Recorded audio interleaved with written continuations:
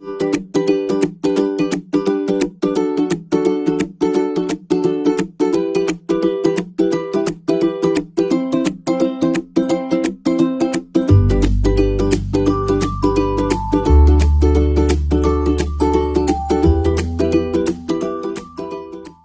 araw sa inyo, mga minamahal na mag-aaral. Muli na tayo ay dadako sa ating pag-aaralan tungkol sa salita ng ating Panginoong Diyos. Dito sa ACF, ito yung Christian Values. At ang ating tatalakayin sa araw na ito ay ang ACF Module 35. But before pupunta tayo sa ating lessons, dadako po muna sa ating pananalangin sa ating Panginoong Diyos. Niling ko sa inyo, yumuko kayo at tayo ay manalangin.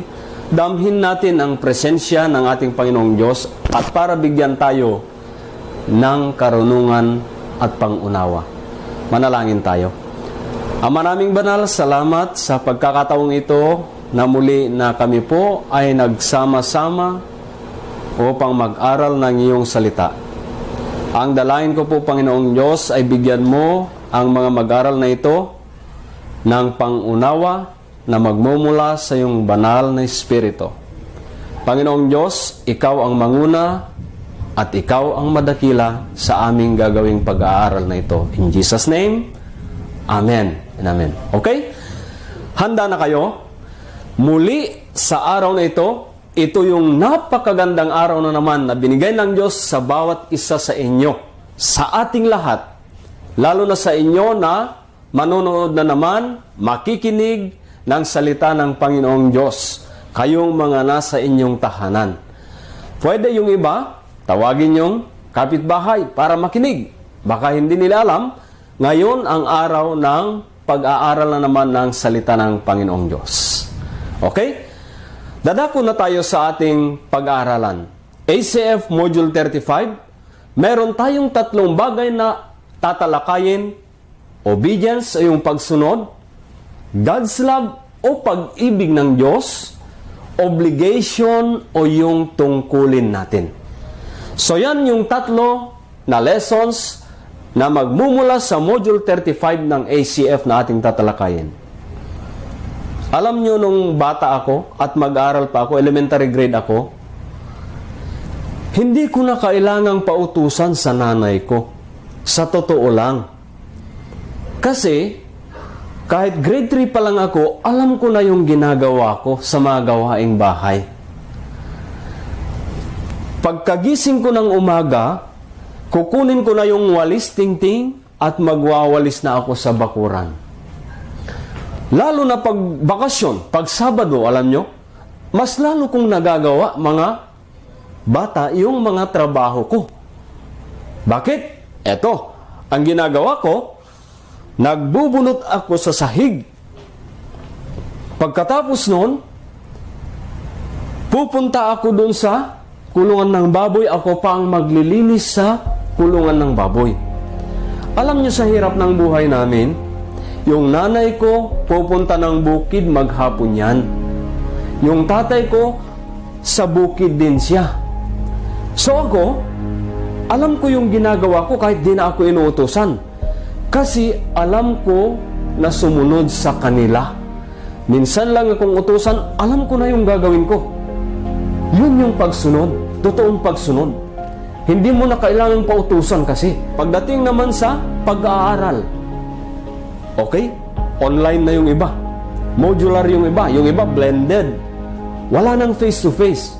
Ngayon, paano ka naman sumunod? Yung nanay mo o yung tatay mo, maaring sila na yung magtuturo sa inyo. Yung kuya ate, maaring sila na yung tutulong sa inyo sa pag-aaral ninyo sa bahay. Ngayon, paano mo may papakita ang pagsunod doon sa teacher kahit wala siya? Hindi na kayo binabantayan. Alam ba ninyo yan? Ngayon, ang pagsunod, sumunod ka lang dun sa sinasabi ngayon ng mga magtuturo sa inyo sa bahay. Yung ginagawa mo doon sa nanay o tatay na magtuturo sa iyo, ginagawa mo kay ate, kay kuya na tumutulong sa pag-aaral mo, yun na rin yung ginagawa mo pagsunod sa iyong teacher kahit wala siya sa iyo.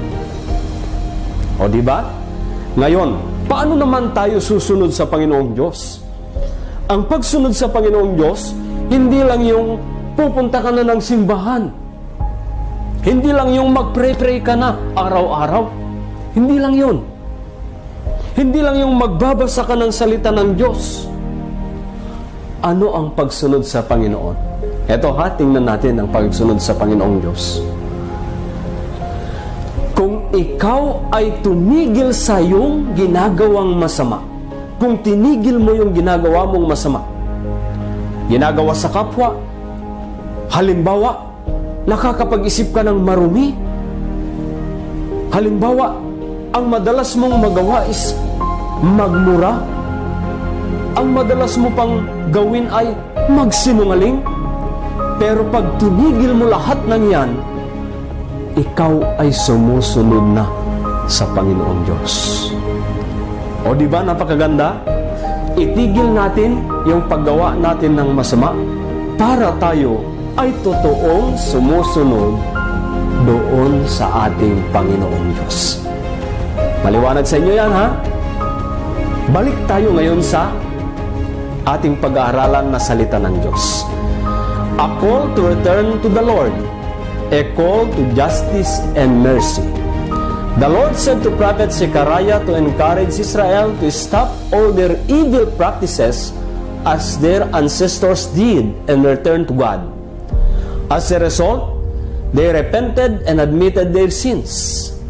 God wanted them to judge fairly and honestly, show mercy and kindness to one another, and do not oppress widow, orphans, foreigner, and poor people, and do not think evil plans to harm others. Maliwanag yung sinabi ng Panginoong Diyos patungkol kay Propeta Zechariah. Si Propeta Zechariah naman, in-encourage niya, pinalakas niya ang loob ng mga Israelita na sila ay huwag nang gagawa sa masama nilang ginagawa dati, na katulad ng masamang ginagawa ng kanilang mga ninuno. Itigil na nila yan. At ang sabi pa ni Propeta Zechariah, dapat magsisi sila sa kanilang mga kasalanan, sapagkat yun ang kalooban ng Panginoong Diyos, na sila, pag humatol sila sa iba, ay yung makatarungan.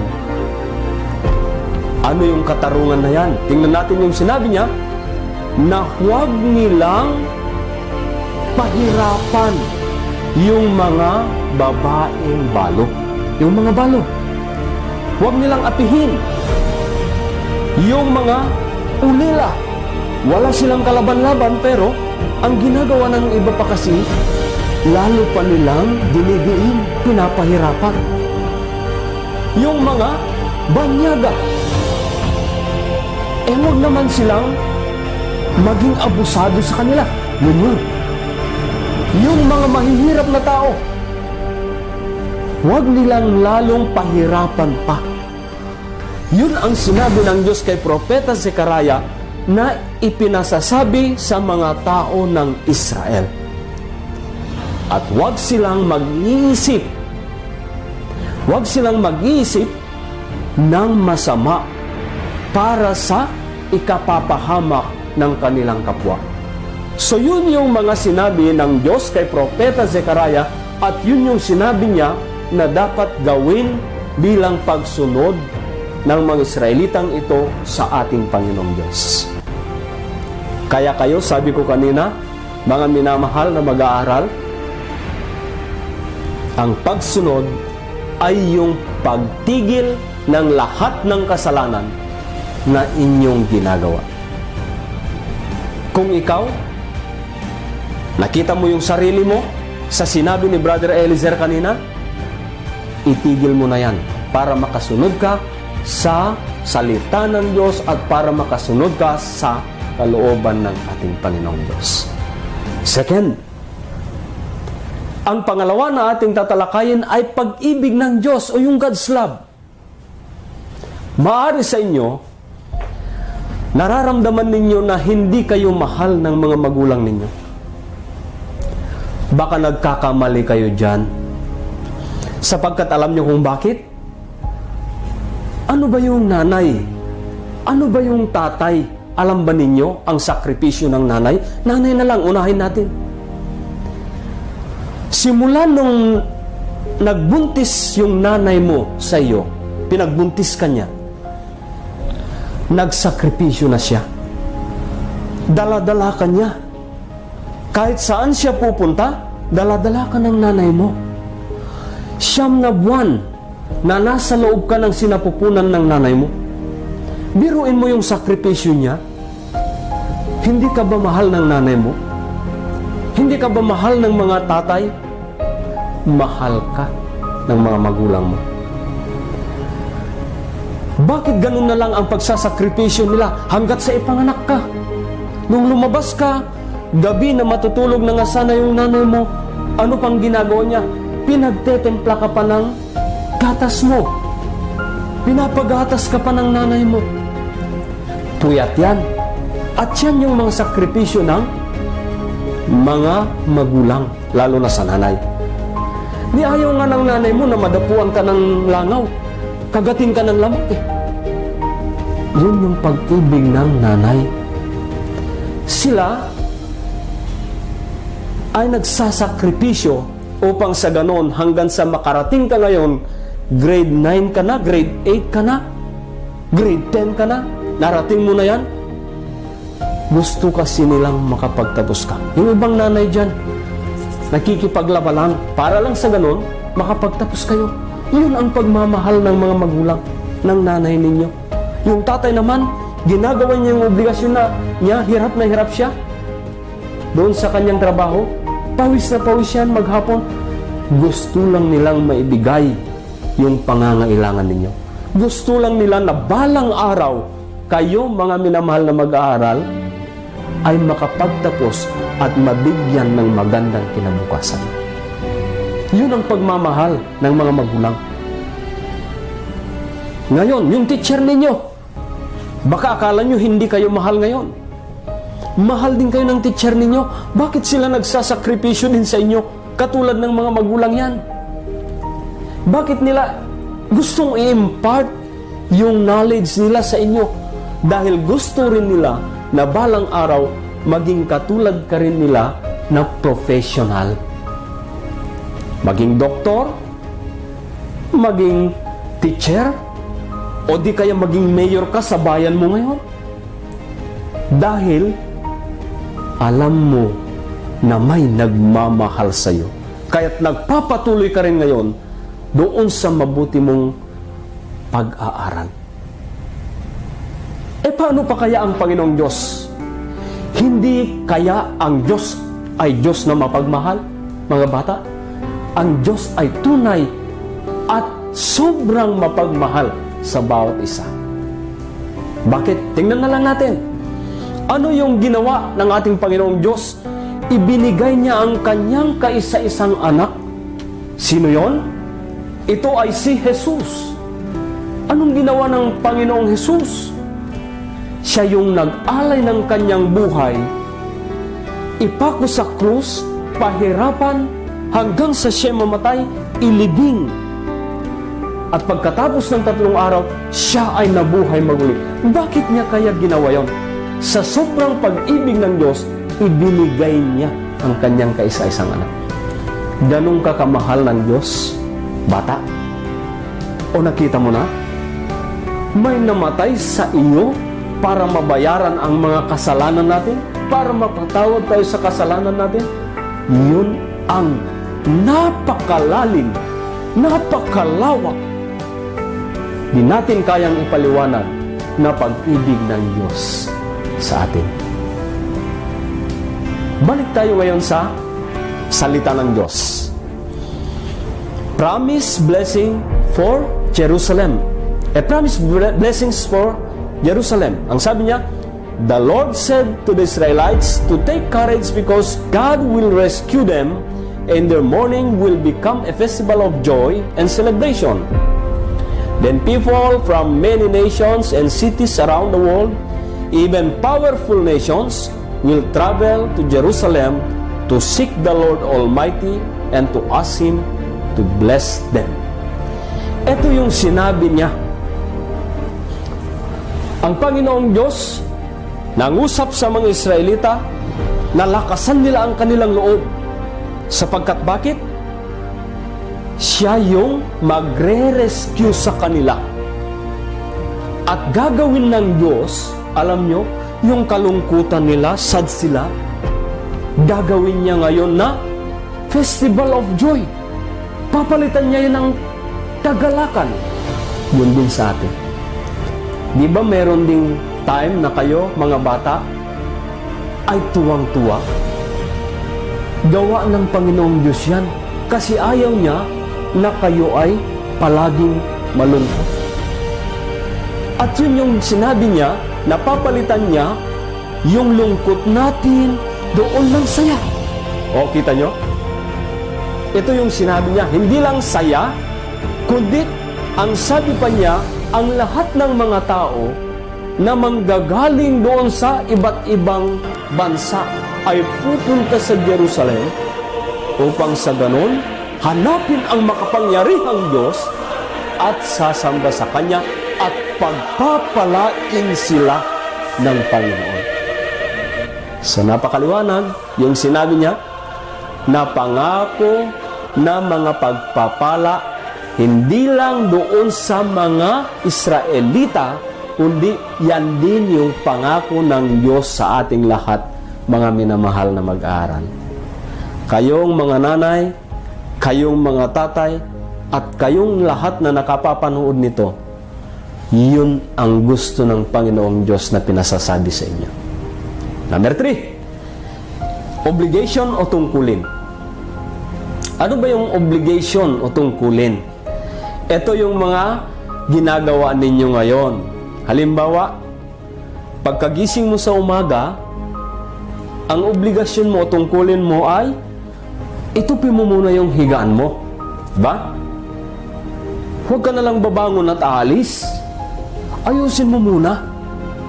Isang obligasyon yan. Kung sinabi niyang alagaan mo yung kapatid mo kasi may pupuntahan si nanay, alagaan mong mabuti yan. Tungkulin mo yan. Alam ba ninyo, meron akong tinuruan noon, grade 8. Umiiyak yung bata. Babae nag-share sa akin. Naririnig ng kanyang mga kaklase. Bakit? Ito pala yung ginagawa niya. Pagkagaling niya ng school, pupunta sa ospital. Anong pupuntahan niya? Yung nanay niya na may kanser. Siya lang pala ang nagbabantay doon.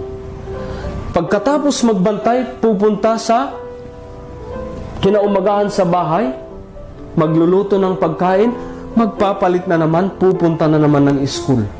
Ganon na ganon yung ginagawa ng bata. School, bahay, sa nanay. Sa nanay, doon sa bahay, sa school na naman. Napakahirap ang kalagayan ng batang ito. Umiiyak. Alam ba ninyo na yung mga magulang ninyo, mayroon din kayong tungkulin sa kanila? Hindi lang sa mga kapatid, hindi lang sa kapwa. Pag matanda na rin sila, ikaw na rin ang mag-aalaga sa kanya. Bakit? Biruin mo, lumaki ka hanggang sa edad mo na yan. Ngayon tatalikdan mo sila. Huwag naman ganun. Sapagkat ayaw ng Panginoong Diyos yan. Ang gawin mo, eto ka ngayon. Alagaan mo rin sila. Eh paano yung kapwa natin? Ang sinabi ng Panginoong Hesus, kung ano yung ginawa mo sa kapwa mo, yun din ay ginawa mo sa Kanya. Sa akin, sabi ng Panginoong Hesus. So kung ikaw, binigyan ng pagkain yung kapatid mo na nangangailangan dyan, yung kapwa mong nangangailangan, hindi lang dun sa tao mo ginawa. Tandaan mo, palagi bata, na sa Panginoong Diyos, ginagawa mo yung pagpapakain na yan. Binigyan mo ng inumin, yung walang mainom, Ibig sabihin yan, hindi lang sa Kanya mo ginagawa yan, ginawa mo na rin sa ating Panginoon. Yun yung obligasyon. So sana maliwanag sa inyo yan. Yung tungkulin sa pamilya, tungkulin sa kapwa, tungkulin na rin natin sa ating Panginoong Diyos. Balik tayo sa ating pag-aaralan sa Biblia. Ito yung a call of faithfulness. The Lord gave His message to Israel through Prophet Malachi regarding their unfaithfulness to God, for they marry women who worship idols. And tell them that God hates divorce, for they were disloyal to marriage. But God said, guard yourself and always remain loyal to your wife. Ito yung sinabi niya, na huwag silang makikipag-asawa sa mga babae na walang pananampalataya sa Diyos. Bakit? Ito ang dahilan.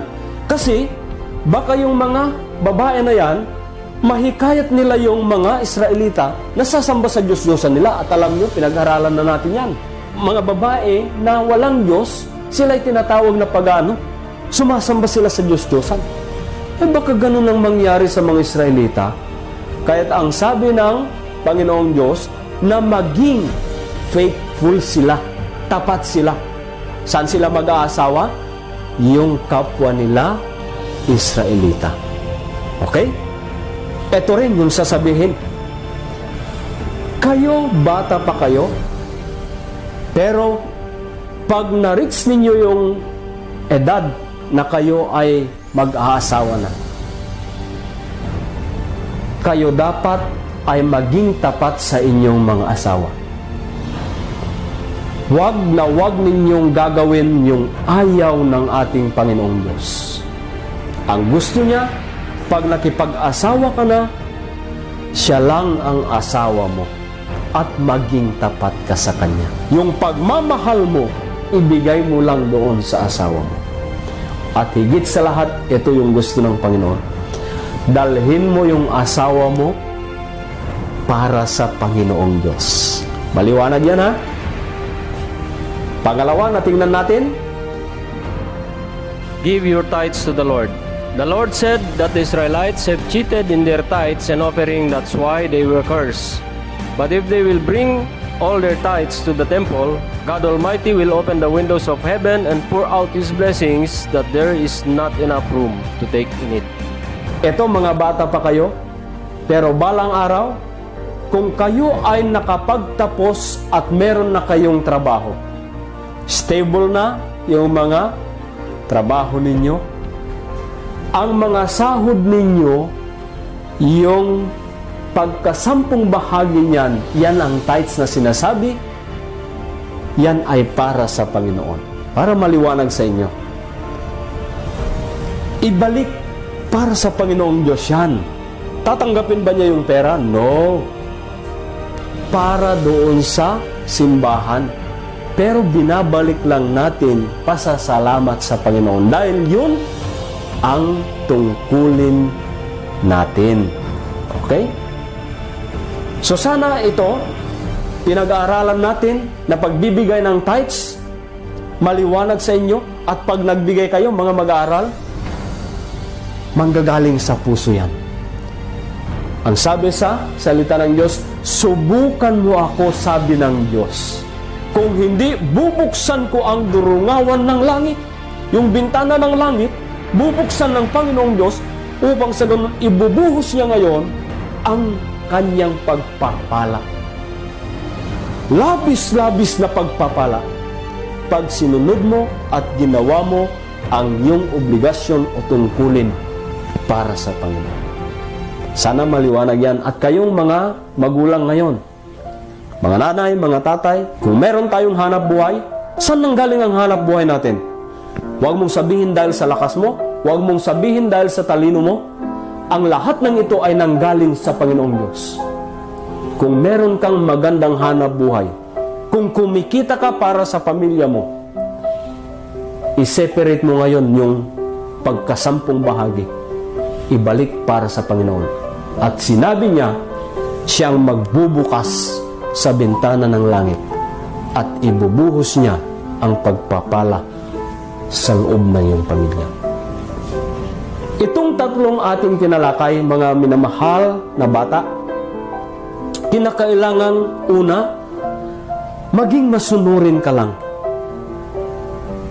Pangalawa, maramdaman mo palagi nawa na ikaw ay mahal ng mga magulang mo, higit sa lahat mahal ng Panginoong Diyos. At pangatlo, nalaman mo na ikaw ay mahal ng Panginoong Diyos, marunong ka ng sumunod, gawin mo naman ngayon ang iyong obligasyon. Anong obligasyon mo bilang anak? Anong obligasyon mo bilang mag-aaral? Anong obligasyon mo bilang kapwa? Yun ang gawin natin. Gawin ninyo yan at ang patuloy na pagpapala ng Panginoong Diyos, ibabalik niya sa iyo. Sana meron kayong naintindihan sa ating tinalakay. Kung ano man yung naintindihan ninyo ngayon, hindi lang pumasok dito at lumabas dyan. Hinahamon kayo ni Brother Eliezer ngayon na ipamahagi nyo, ituro nyo rin yung narinig ninyo na salita ng Panginoong Diyos. Upang hindi lang kayo ang babaguhin ng Panginoong Diyos, kundi yung mga kaibigan din ninyo, yung kasamahan ninyo dyan, babaguhin din ng Panginoon ang kanilang buhay. Bago magpaalam si Brother Eliezer, hiniling ko sa inyo na iyuko ninyo ang inyong ulo at tayo sumandaling manalangin. Ama naming banal, salamat po sa salita mo na aming tinalakay sa araw na ito. Salamat sa mga bata na nakarinig at nakapanood sa aming tinalakay na mga lessons. Ang dalain ko po, Diyos, ay patuloy mo po silang gabayan sa kanilang paglaki. Gabayan tungkol po sa kanilang mga pangarap sa buhay. Ikaw po, Panginoon, ang patuloy na mag-ingat sa kanilang mga magulang upang, Panginoon, maalagaan ang kanilang mga anak at mapalaki ng tama sa pamamagitan ng iyong tulong sa kanila. Lord, I pray, hawakan mo ang bawat isa, pagpalain mo ang hanap buhay ng kanilang mga magulang. Lord, kayo ang makapangyarihang Diyos, patuloy mong yakapin ang mga batang ito, patuloy mong pakaingatan ang bawat isa, patuloy mong pagpalain ang lahat, maging sa kanilang pamilya, at kung sino man, Panginoon, ang nakarinig sa mga tinalakay naming ito na salita mo, i-bless mo sila, pakaingatan sa araw-araw nilang buhay. Ang lahat ng ito, Ama, ay dalain ko sa iyo sa pangalan ni Jesus. Amen. Okay, magpapaalam na si Brother Eliezer. Sa inyong lahat, mga bata, see you again sa susunod na pagtuturo. Bye-bye!